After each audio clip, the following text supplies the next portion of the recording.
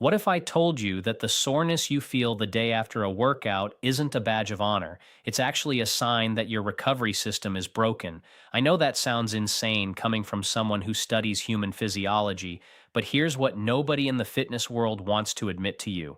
Walking around stiff for 3 days after leg day isn't proof of a good workout. It's proof that your body is struggling to repair itself faster than the damage is accumulating. Stick with me because by the end of this video, you'll understand exactly why your muscles stay sore for days, why that's silently killing your gains, and the exact science-backed protocol to recover faster, train harder, and finally see the results you've been working for. Here, quote, is the truth that most people never hear. When you exercise, you create microscopic tears in your muscle fibers. That part you already know. But what happens next is where everything goes wrong for most people. Your body sends inflammatory signals to the damaged area. Think of it like an ambulance racing to the scene of an accident. That inflammation pulls fluid into the muscle, causing swelling, stiffness, and that deep ache you feel when you try to sit down on the toilet 2 days after squats. The problem isn't the inflammation itself. Inflammation is necessary. It's the repair crew showing up. The problem is that most people's repair crew is understaffed, poorly equipped, and shows up late. A study published in the Journal of Applied Physiology found that delayed onset muscle soreness, what researchers call DOMS, peaks between 24 and 72 hours after exercise, exactly when your muscle protein synthesis should be at its highest. But when soreness is severe, your body diverts resources away from building new muscle and towards simply managing the damage. You're not gaining, you're just surviving. And a 2021 review in sports medicine confirmed what I've seen in my own practice over and over again.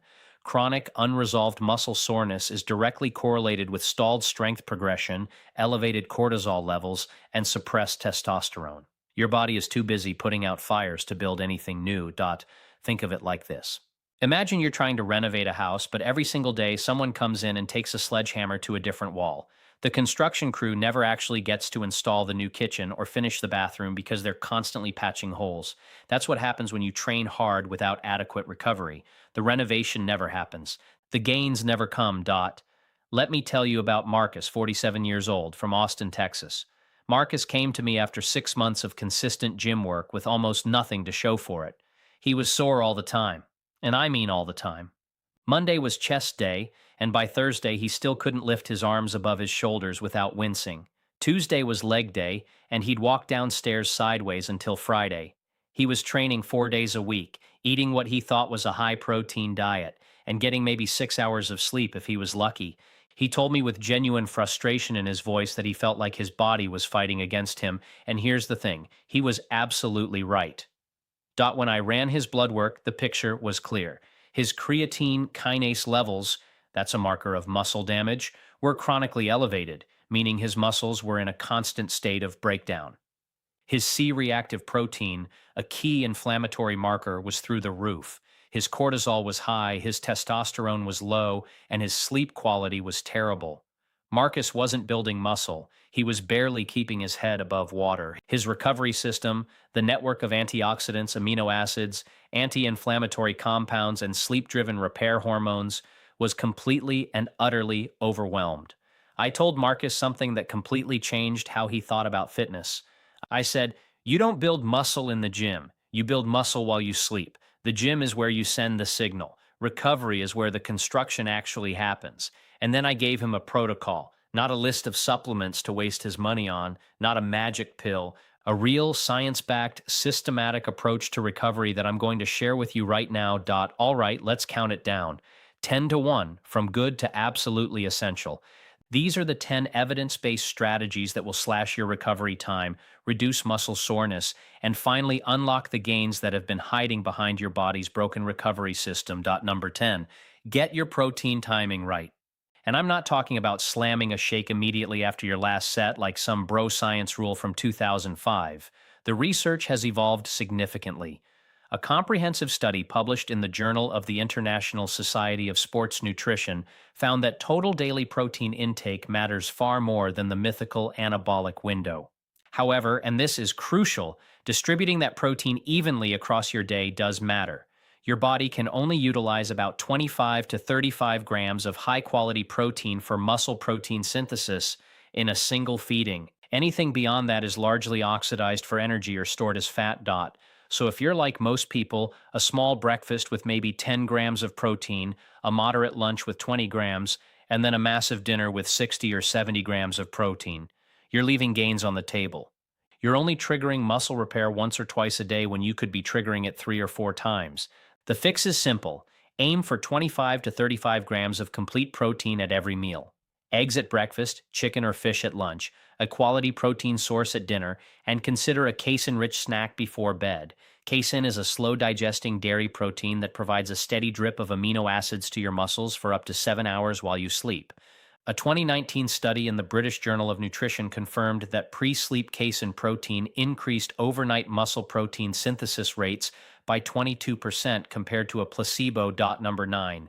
Prioritize omega-3 fatty acids. Most people think of fish oil as heart health support, but its role in muscle recovery is severely underappreciated. Omega-3s, particularly EPA and DHA, are powerful inflammation modulators. They don't shut down inflammation. Remember, inflammation is the repair crew, but they keep it from spiraling out of control. Think of omega-3s as the dispatch coordinator for your inflammatory response. They make sure the right amount of repair workers show up at the right time and then leave when the job is done. A landmark study in the American Journal of Clinical Nutrition gave older adults 3.3 grams of omega-3s daily for 6 months and found that their muscle protein synthesis response to amino acid infusion increased by nearly 50%. 50%.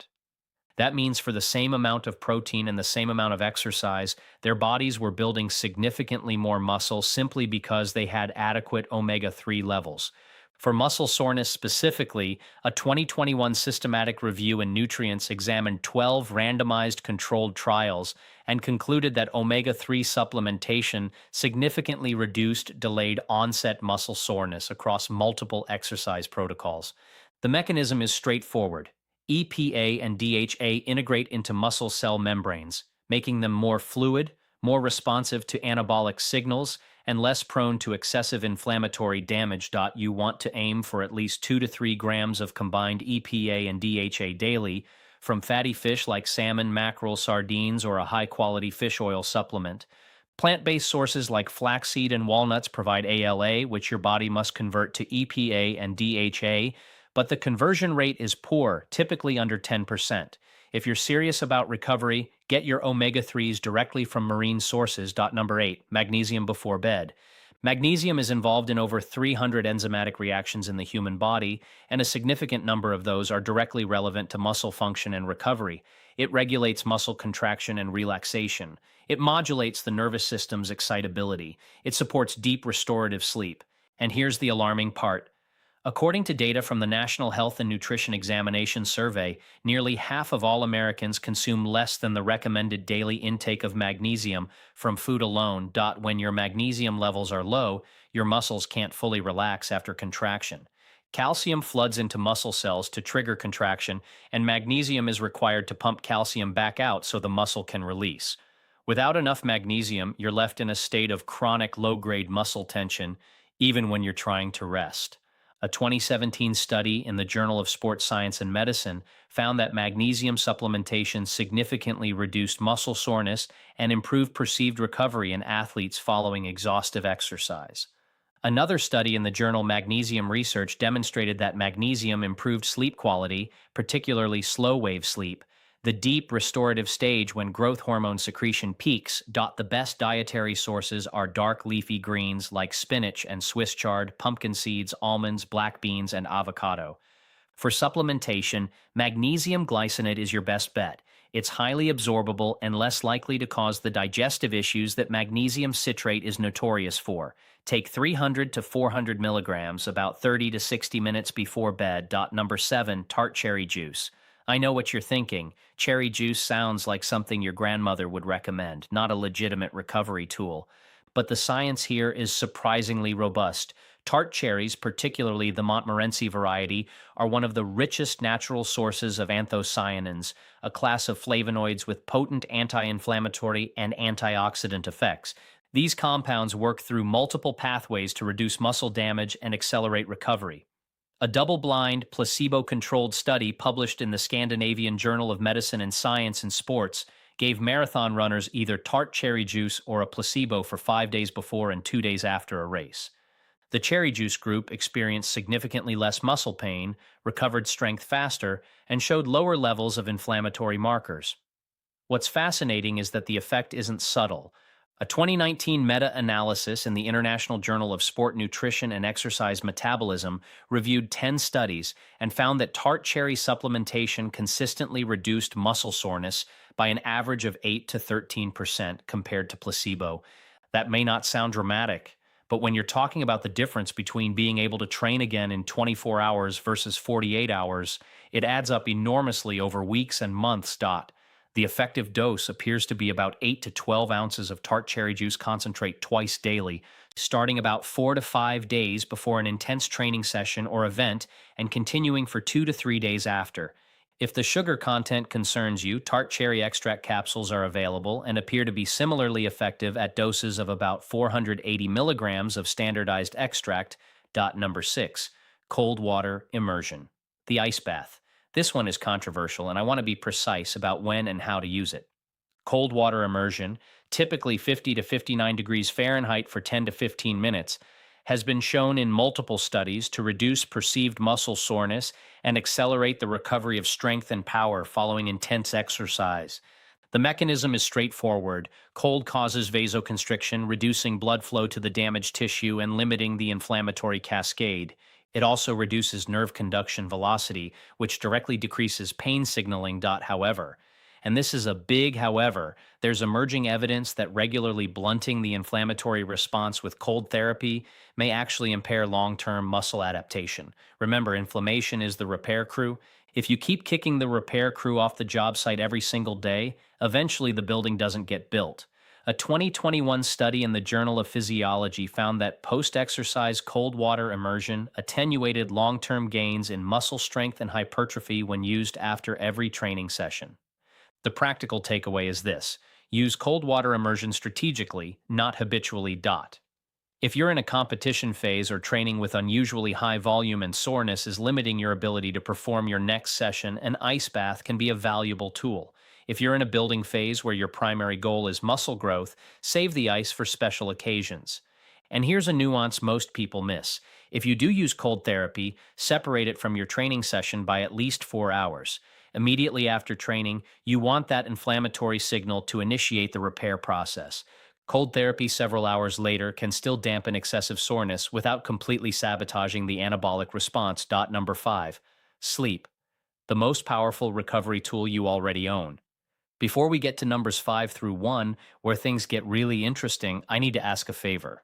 If you're finding this information valuable, please take a moment to hit that subscribe button and tap the like icon. It genuinely helps this channel reach more people who need this information, and I read every single comment.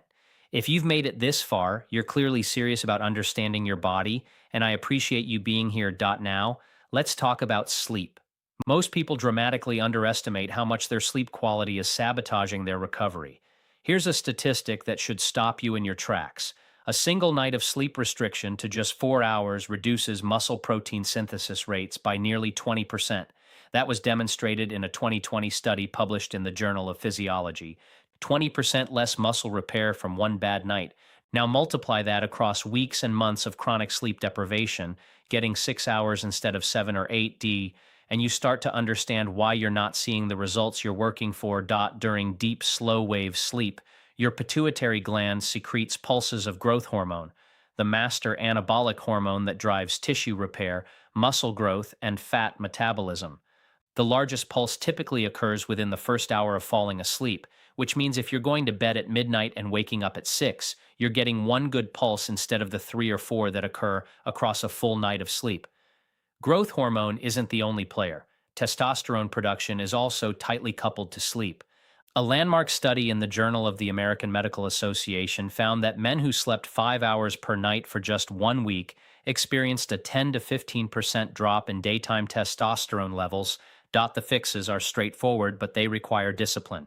Number 1, consistent sleep and wake times. Your circadian rhythm runs on predictability, and shifting your bedtime by 2 hours on weekends is the biological equivalent of giving yourself jet lag every single week. Number two, darkness. Even small amounts of ambient light, a street lamp through your curtains, the LED on your phone charger, can suppress melatonin production. Blackout curtains are one of the best investments you can make in your recovery. Number three, temperature. Your core body temperature needs to drop by about 1 to 2 degrees Fahrenheit to initiate and maintain deep sleep. A cool bedroom, 65 to 68 degrees north, supports this naturally. Number four, no screens for at least 60 minutes before bed. The blue light emitted by phones, tablets, and televisions directly suppresses melatonin by signaling to your brain that it's still daytime. Number four, active recovery and blood flow. One of the biggest mistakes I see people make when they're sore is complete rest, lying on the couch all day hoping the soreness will go away. That approach actually prolongs recovery because it reduces blood flow to the damaged tissue. Your blood is the delivery system for nutrients, oxygen, and immune cells that repair muscle damage, and it's also the garbage truck that carries away metabolic waste products. When you stop moving entirely, both systems slow down. The research supports light movement for recovery. A 2018 study in the Journal of Strength and Conditioning Research compared complete rest, light cycling, and massage after eccentric exercise, and found that both light cycling and massage significantly reduced soreness compared to doing nothing. The key word here is light. This is not the time for another hard workout.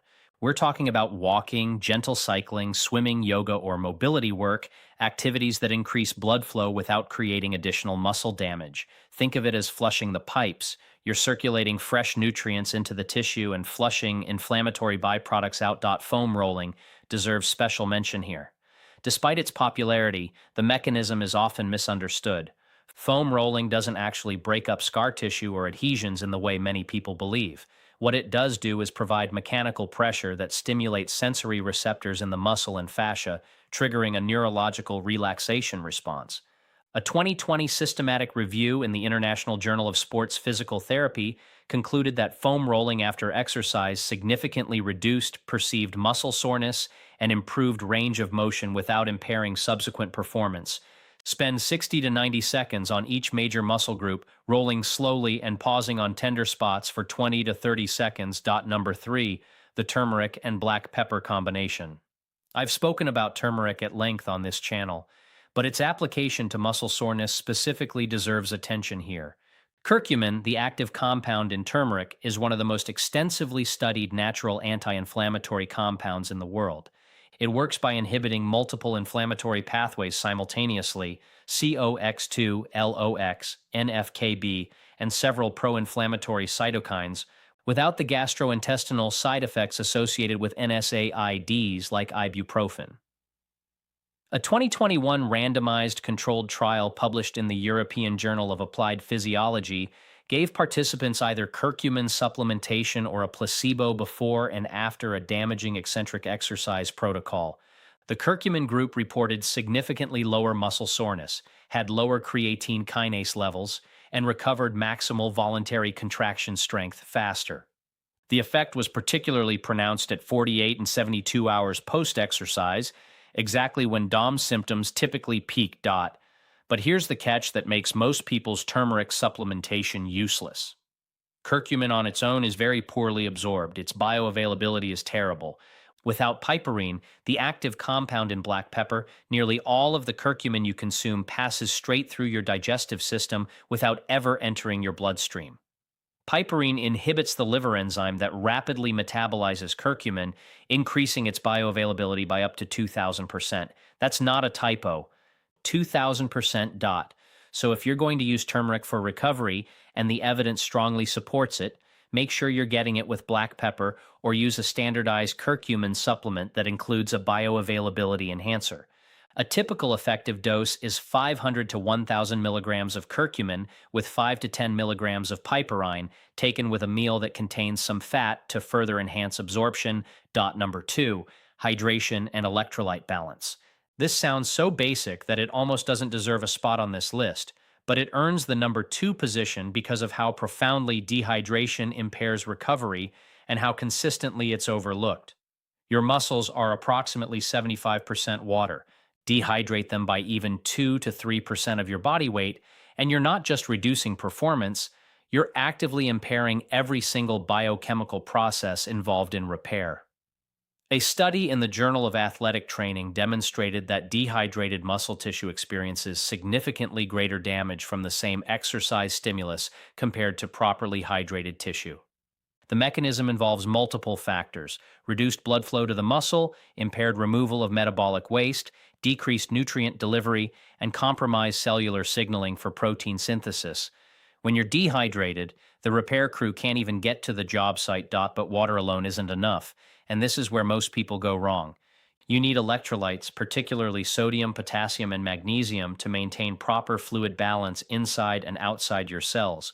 If you drink large amounts of plain water after a sweaty workout without replacing electrolytes, you can actually dilute your blood sodium levels, a condition called hyponatremia that causes cellular swelling, nausea, and impaired muscle function.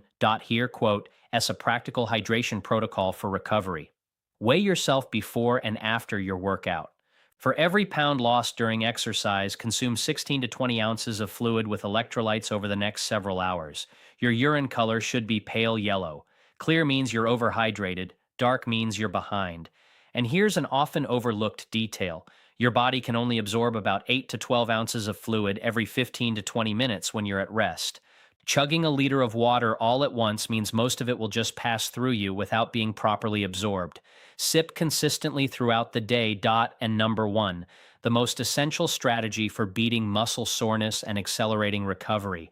If you take nothing else from this video, take this. The most powerful recovery tool in existence is something most people have never heard of. It's not a supplement, it's not a device, it's not a protocol you have to buy. It's a principle called recovery periodization, and it's the missing piece in nearly every training program I've ever reviewed. Here, quote, what I mean. Your body's capacity to recover is not fixed. It fluctuates based on your overall stress load, your nutrition, your sleep, your age, and dozens of other factors. Yet most people train with the same intensity, the same volume, and the same frequency week after week after week, regardless of whether their body is recovering or not. They grind themselves into the ground and then wonder why they're perpetually sore, perpetually tired, and perpetually stuck. Recovery periodization means deliberately cycling your training stress so that you never exceed your body's ability to repair and adapt. The simplest way to implement this is with a deload week, a planned reduction in training volume every fourth to sixth week, where you cut your total sets by 40 to 50% while maintaining intensity. This gives your muscles, your connective tissue, your nervous system, and your hormonal axis a chance to fully recover and supercompensate. And when you come back the following week, you're stronger, not weaker. A 2022 study in the Journal of Sports Sciences compared athletes who took a planned deload week every 4 weeks to those who trained continuously for 12 weeks. The deload group gained more strength, reported less fatigue, and had lower resting cortisol levels at the end of the study. They trained less but gained more. That is the power of recovery periodization. Here, quote, how to apply it. If you're training hard 4 or 5 days a week, every fourth week, reduce your training to 2 or 3 days, cut your total volume by about half, and focus on technique, mobility, and active recovery. You're not being lazy. You're being strategic. You're giving your body the space it needs to build everything you've been working for. Let me tell you what happened with Marcus. Within 3 weeks of implementing the protocol I just shared with you, the protein distribution, the omega-3s, the magnesium before bed, the tart cherry juice, the strategic cold therapy, the sleep optimization, the active recovery, the turmeric, the hydration, and the recovery periodization, Marcus was recovering in 24 hours instead of 72.